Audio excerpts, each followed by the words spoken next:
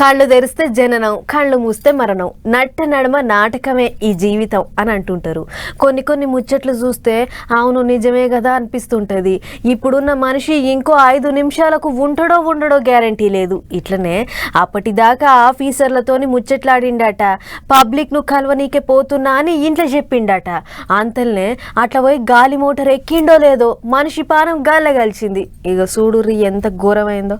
ఎప్పుడు ఏమయ్యేది తెలుస్తలేదు. గాలిలో దీపం లెక్కనే అయినాయి పానాలు. ఇక మహారాష్ట్ర ఉప ముఖ్యమంత్రి అజిత్ పవార్ ఎక్కిన విమానము బుధవారం పొద్దుగాలనే కూలిపడ్డది. జిల్లా పరిషత్ ఎలక్షన్లు ఉన్నాయని ప్రచారానికి విమానంలో బయలుదేరిండట డిప్యూటీ సీఎం. ఆ విమానానికి ఏం పాడైందో ఏమో మరిగా. అట్లా గాలికి ఎగిరిందో లేదో జర్ర దూరం పోగానే రెక్కలు దిగిన పచ్చి లెక్క కూలిపడ్డది. బాంబు వేలినట్టే బేలింది అనుకో రాదుండ్రి. అజిత్ పవార్ తోని కలిసి ఇంకో 4 ప్రాణాలు కూడా పోయినాయి. ఉప ముఖ్యమంత్రి లేడనే ముచ్చట తెలిసి మహారాష్ట్ర పబ్లిక్ అంతా పరిశాన్ అయ్యిండ్రు. దేశం అంతా అయ్యో అనుకుండ్రు. ఎన్సీపీ లీడర్లు అయితే కండ్ల నీళ్లు పెట్టుకున్నారు.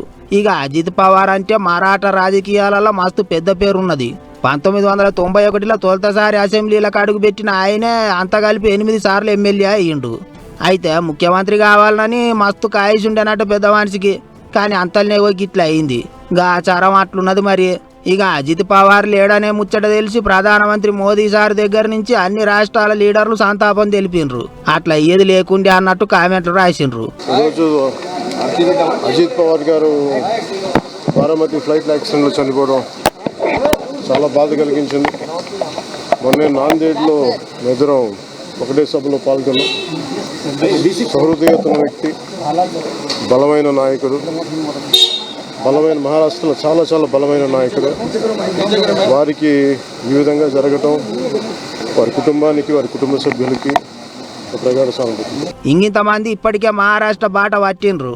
అటు పశ్చిమ బెంగాల్ ముఖ్యమంత్రి మమతక్కనైతే విమానం అట్టెట్ట కూలుతుంది, అన్ని తీర్ల కార్వాయి చేయించాలి, దాని వెనక ఎవరు చేయని ఉండొచ్చు అన్నట్టు మాట్లాడింది. మరిగా ఏమైందో ఏమో ముంగట తెలుస్తుంది.